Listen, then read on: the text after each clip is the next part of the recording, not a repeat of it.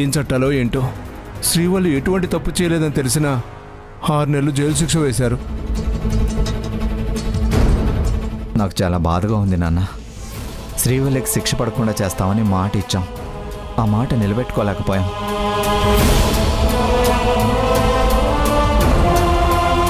తనకి వేసింది సాధారణ 6 నెలల జైలు శిక్ష కావచ్చు. చిన్న శిక్ష అయినా కూడా శ్రీవల్లి అక్కడ ఎలా ఉంటుందోనని చాలా బాధగా ఉంది. నాన్న, మనం హైకోర్టుకి అప్పీల్ చేద్దాం నాన్న.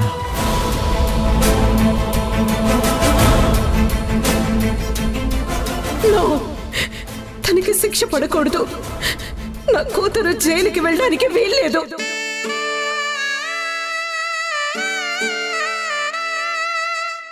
ఇప్పుడు మనం ఆలోచించాల్సింది శ్రీవల్లి గురించి కాదు దినేష్, మీ అమ్మ గురించి. మీ అమ్మ శ్రీవల్లికి శిక్ష పడిందని తెలిస్తే ఎలా రియాక్ట్ అవుతుందోనని నాకు చాలా భయంగా ఉంది. అసలే తనకు ఆరోగ్యం బాగోలేదు. ఈ టైంలో ఈ విషయం తెలిస్తే తను తట్టుకోలేదు. మీరు అనేది కరెక్టే నాన్న. కానీ ఇప్పుడు మనం ఏం చేయగలం చెప్పండి? మనం కోర్టును ఎదిరించి శ్రీవల్లిని తీసుకురాలేం కదా. అందుకే నేను నిర్ణయానికి వచ్చాను. ఏంటి బావా అది? అసలు తనకు శిక్ష పడ్డ విషయం సీతకు చెప్పకుండా దాచేద్దాం. అదేలా బావా? ఇప్పుడు తంగచ్చి మనల్ని చూడగానే తీర్పు ఏమైంది, శ్రీవల్లి రాలేదా అని అడుగుతుంది. మనం ఏం సమాధానం చెప్పాలి? ఏదో ఒకటి చెప్పి మేనేజ్ చేద్దాం. నిజం మాత్రం అస్సలు చెప్పొద్దు. ఇంపాసిబుల్ నాన్న. ఒక్కరోజు 2 రోజులు అంటే మేనేజ్ చేయొచ్చు. 6 నెలలు ఏమని చెప్పి మేనేజ్ చేస్తాం? ప్రస్తుతానికైతే శ్రీవల్లి విషయం తనకి చెప్పొద్దు. ఈలోపు నేను లాయర్ గారితో మాట్లాడి ఏం చేయాలో చెప్తాను. సరే నాన్న.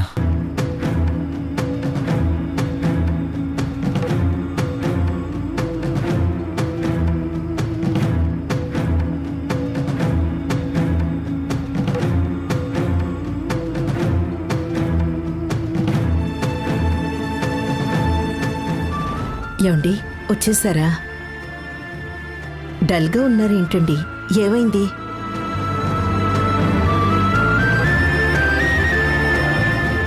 శ్రీవల్లికి శిక్ష పడిందనిగా మీరందరూ ఇలా ఉన్నారు.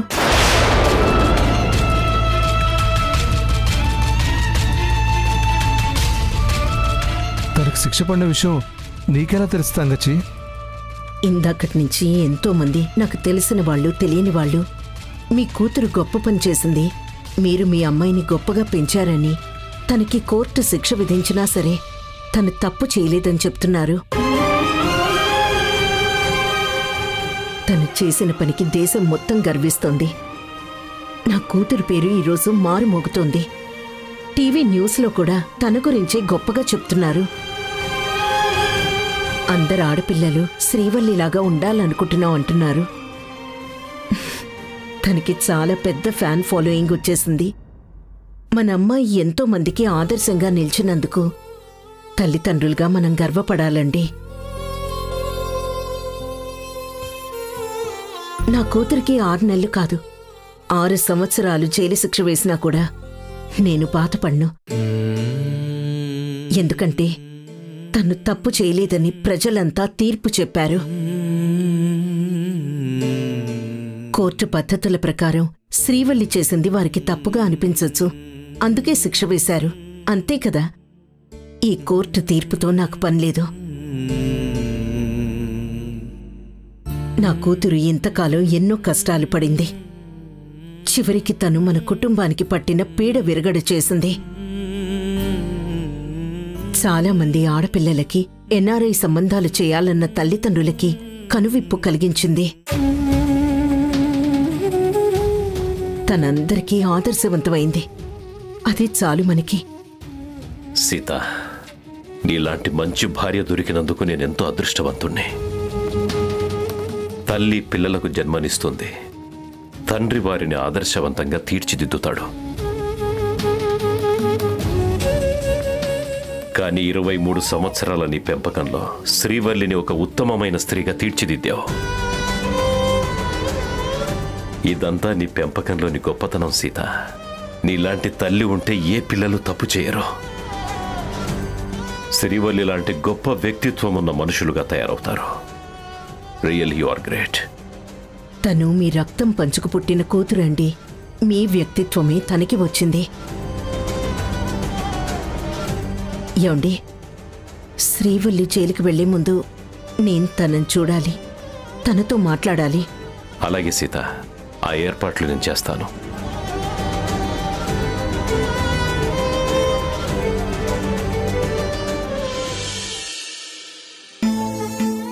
జీవితం ఒక నదీ ప్రవాహం, ఎన్నో మలుపులు, మరెన్నో మజిలీలు. నా కుటుంబం కోసం నేను ఎన్నో కళ్ళు కన్నాను. కాని ఒక దుర్మార్గుడి రాకతో అవన్నీ చెదిరిపోయాయి. అన్నయ్య దూరమయ్యాడు, వదిన మాకు దూరంగా వెళ్ళిపోయింది. నేనిలా జైలు పక్షినయ్యాను. 1 సంవత్సరంలో జీవితం ఎంత మారిపోయింది. జడ్జి నాకు శిక్ష వేయగానే నా అన్న, అన్నయ్య, లడ్డు మామ చాలా బాధపడ్డారు. పాపం అమ్మ ఎలా ఉందో ఏంటో. నమస్తే సార్. సెల్ ఓపెన్ చేయి. కానిస్టేబుల్, సెల్ ఓపెన్ చేయి.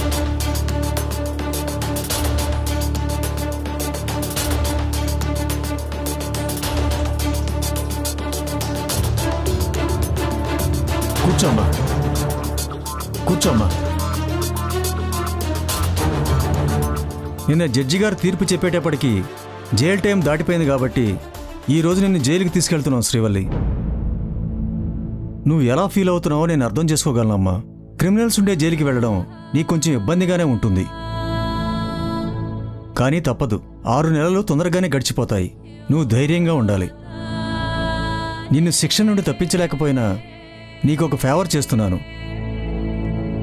నువ్వు జైల్లో ఉంటూ కూడా నీ జాబ్ చేసుకోవచ్చు. ఏంటి సార్ మీరనేది? అవును శ్రీవల్లి, వాళ్ళు చెప్పే పనితో పాటు రోజుకో గంట మీ ఆఫీస్ వ్యవహారాలు కూడా చూసుకునేలా జడ్జి గారు పర్మిషన్ ఇచ్చారు. ఆ పర్మిషన్ కాపీ నేను జైలర్ గారికి కూడా పంపించాను. Thank you sir. నువ్వు ఆఫీస్కో లేదా గెస్ట్ హౌస్కో వెళుతున్నావని అనుకో, అంతేకాని జైలుకి వెళుతున్నావని అనుకోకు. అలాగే సార్. నిన్ను నిర్దోషిగా విడుదల చేయకుండా శిక్ష వేసినందుకు న్యాయస్థానం మీద కోపంగా ఉందా శ్రీవల్లి? లేదు సార్, నేను కోర్టు తీర్పుని స్వాగతిస్తున్నాను. జడ్జి గారు నాకు విధించిన శిక్షని ఆనందంగా అనుభవిస్తాను. చట్టాన్ని గౌరవించటం మన బాధ్యత సార్. నిన్ను చూస్తుంటే నాకు నా కూతురు గుర్తొస్తుంది. నువ్వు నా కూతురుతో సమానమని నీకు ఆల్రెడీ చెప్పాను కదా. అందుకే ఒక కమిషనర్గా కాకుండా ఓ తండ్రిలా నా సహాయ సహకారాలు నీకెప్పుడూ ఉంటాయి. జైలు జీవితం కష్టంగానే ఉంటుంది, కానీ నీకు అక్కడ ఏ ఇబ్బంది అనిపించినా నువ్వు నాకు చెప్పు. ఆ విషయంలో నేను నీకు హెల్ప్ చేస్తాను. మీరు నా మీద చూపిస్తున్న అభిమానానికి చాలా థ్యాంక్స్ సార్. మీరు నాకు చాలా విషయాల్లో హెల్ప్ చేశారు. నేను ఎలాంటి పరిస్థితుల్లో ఉన్నా కూడా నాకు సపోర్ట్ చేశారు. ఇప్పటికీ చేస్తూనే ఉన్నారు. మీకు ఎప్పటికీ రుణపడి ఉంటాను. అంత మాట అనకమ్మా, అది నా బాధ్యతగా ఫీల్ అవుతున్నాను. పదమ్మా. అలాగే సార్.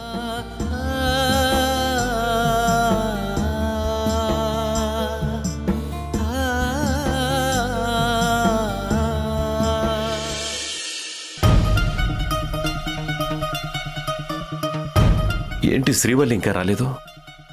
ఈ టైంకు తీసుకొస్తారని కమిషనర్ గారు చెప్పారే. వచ్చేస్తాను నాన్న, కంగారు పడకండి. అందరికీ నేను చెప్పింది గుర్తుందిగా, ఎవ్వరూ బాధపడకూడదు, ఏడవకూడదు. తనకి ధైర్యం చెప్పి పంపించాలి. అలాగేనండి.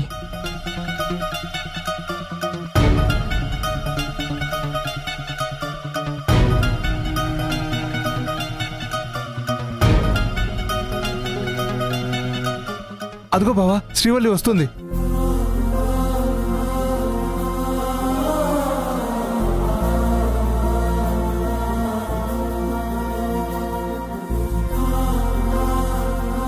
చూడమ్మా శ్రీవల్లి, కమిషనర్ గారు మీ ఫ్యామిలీతో మీరు మాట్లాడడానికి పర్మిషన్ ఇచ్చారు.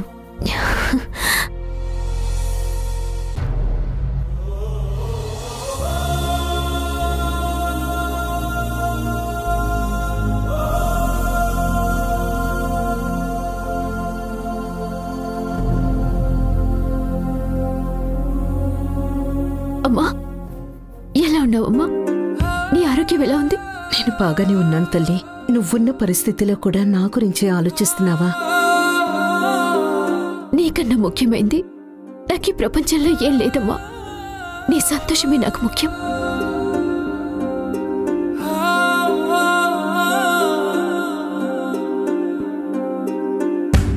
అమ్మా శ్రీవల్లి, నన్ను క్షమించమ్మా.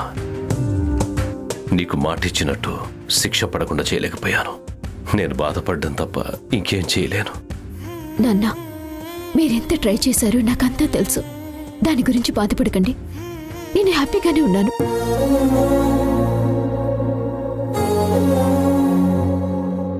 ఆరు నెలలు జైల్లో ఎలా ఉంటావో ఏమో.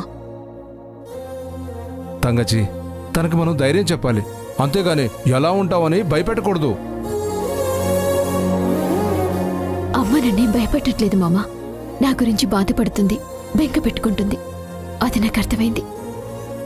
అమ్మా, నేను నీ కూతుర్ని. కష్టాల్లో సైతం ఎలా మనోనిబ్బరంగా ఉండాలో చిన్నప్పటి నుండి నేర్పించాం. నేను ధైర్యంగా ఉంటాను. Don't worry.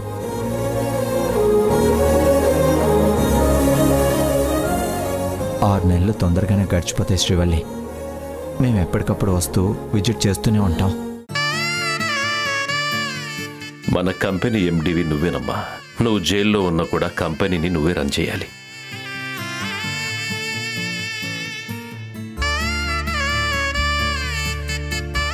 కమిషనర్ గారి హెల్ప్ తీసుకొని నువ్వు రోజుకో గంట ఆఫీస్ పనులు చేసేలా జడ్జి గారి పర్మిషన్ కూడా తీసుకున్నావు. అలాగే నాన్న. శ్రీవల్లి, నువ్వు చేసిన పనికి దేశంలో ఎవ్వరూ తప్పు పట్టట్లేదు.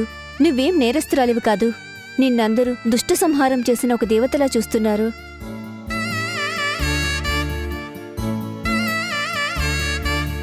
శ్రీవల్లి, టైం అయింది. అమ్మా, నాన్న, నేను వెళ్ళొస్తాను. మీరెవ్వరూ నా గురించి బెంగ పెట్టుకోకండి. నీ ఆరోగ్యం జాగ్రత్తమ్మా.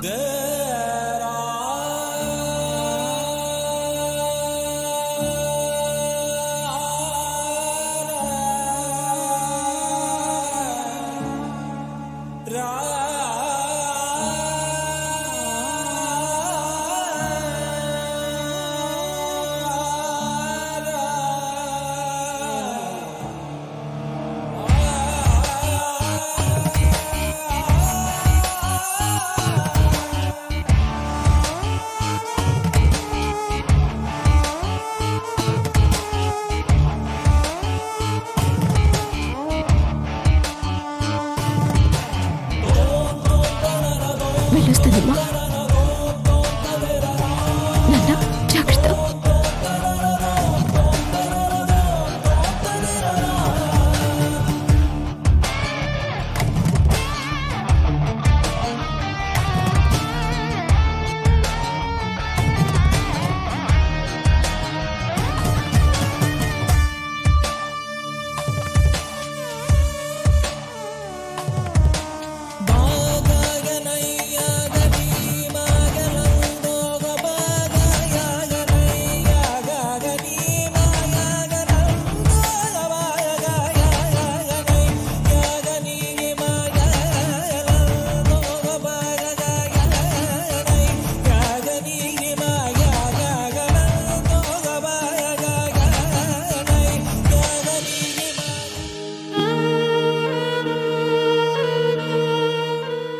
నేను శ్రీవల్లి విషయంలో ఒక నిర్ణయానికి వచ్చాను సీత. తను జైల్లో ఉంది. తన విషయంలో నిర్ణయానికి రావడం ఏంటండి? మాకు అర్థమయ్యేలా చెప్పండి.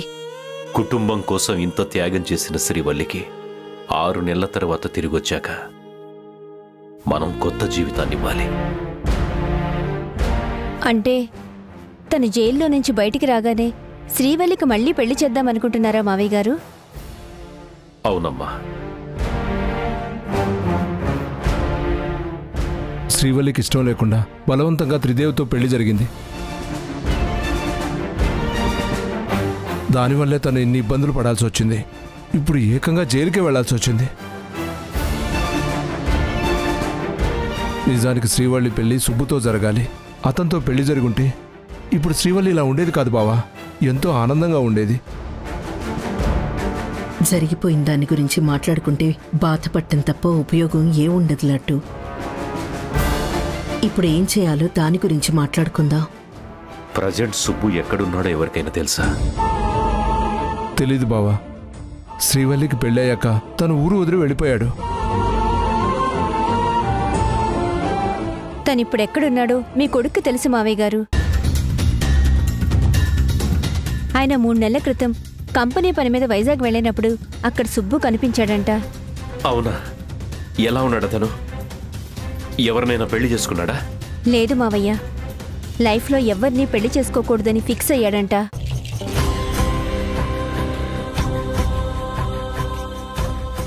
తన మనసులో శ్రీవల్లికి తప్ప ఇంకో అమ్మాయికి ప్లేస్ లేదని చెప్పాడంట.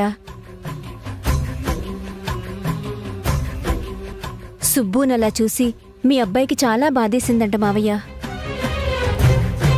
అంతకు మించి సుబ్బుతో ఏం మాట్లాడాలో తెలియక మౌనంగా వచ్చేశారంట. సుబ్బు శ్రీవల్లిని ప్రాణంగా ప్రేమించాడు.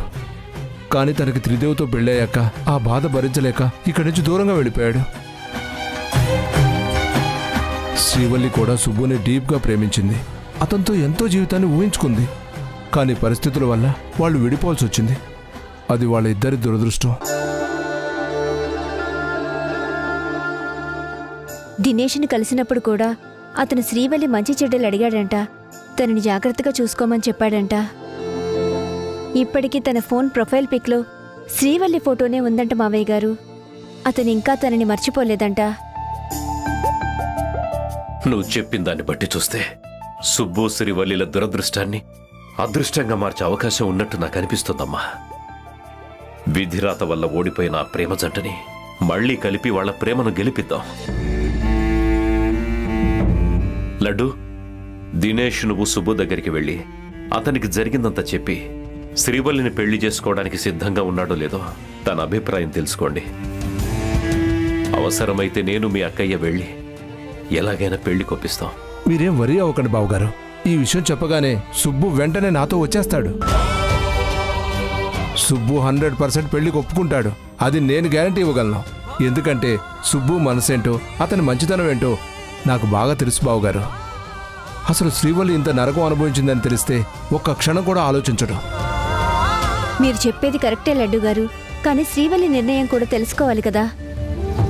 సుబ్బుతో పెళ్ళంటే తనెందుకు ఒప్పుకోదు భవానీ? తన సుబ్బుని ప్రాణంగా ప్రేమించింది. వాళ్ళిద్దరికీ ఎంగేజ్మెంట్ కూడా అయింది కదా. త్రిదేవ్ శ్రీవల్లి మెళ్ళో కట్టింది తాళి కాదు, ఉరితాడు. వాళ్ళిద్దరికీ జరిగింది పెళ్ళే కాదు, పీడకల.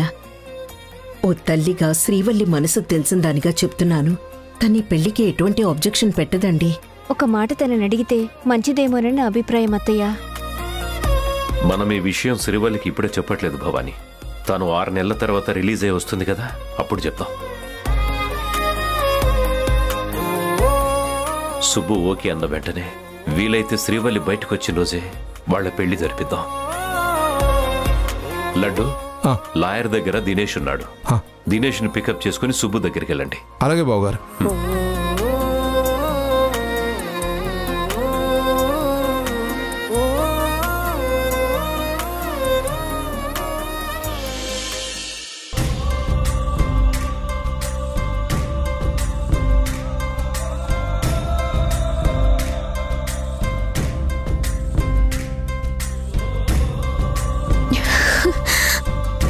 అమ్మా, నాన్న,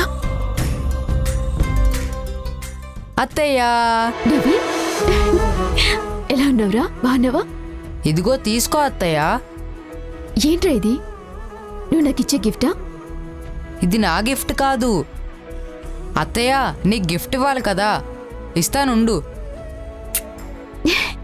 ఇదే నా గిఫ్ట్ అత్తయ్యా. మరి ఇదేవరి గిఫ్ట్? నీకు ఇష్టమైన వ్యక్తిది, నిన్ను ప్రాణంగా ఇష్టపడే వ్యక్తిది. గిఫ్ట్ ఇచ్చిన అతను ఇక్కడ లేడత్తయ్యా. ఇక్కడ లేడా? మన వాళ్ళు కాకుండా ఇంకెవరికి గిఫ్ట్ ఇచ్చారు? ఎవరిచ్చారో తెలిస్తే నువ్వు చాలా సర్ప్రైజ్ అవుతావు. నువ్వు చెప్పేది వింటుంటే నాకు చాలా ఎక్సైట్ గా ఉంది. ఎవరో చెప్పు నవీన్. నేను చెప్పను, నువ్వే తెలుసుకోవాలి.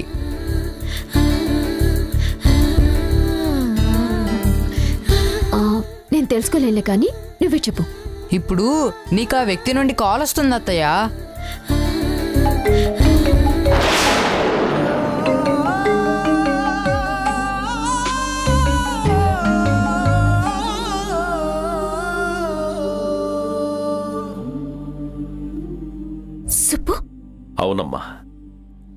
సుబ్బునే.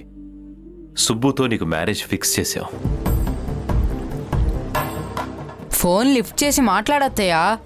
సుబ్బు మావయ్య ఎంతసేపు అని వెయిట్ చేస్తాడు?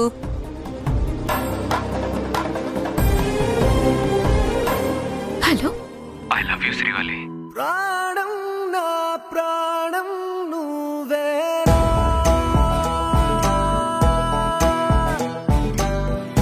నే చూసేదంతా నిజమేనా,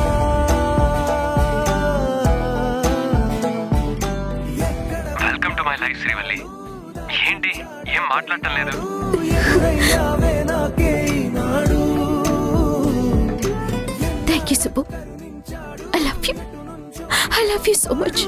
ఇద్దరిని ఒక చోటుకి తొందరగా ఇంటికి వచ్చి నేను నీకోసం ఎదురు చూస్తున్నాను. నీకు ఇక్కడ ఇంకో సర్ప్రైజ్ ఉంది, అందుకే నేను నిన్ను రిసీవ్ చేసుకోవడానికి రాలేదు. అలాగే వస్తున్నాను.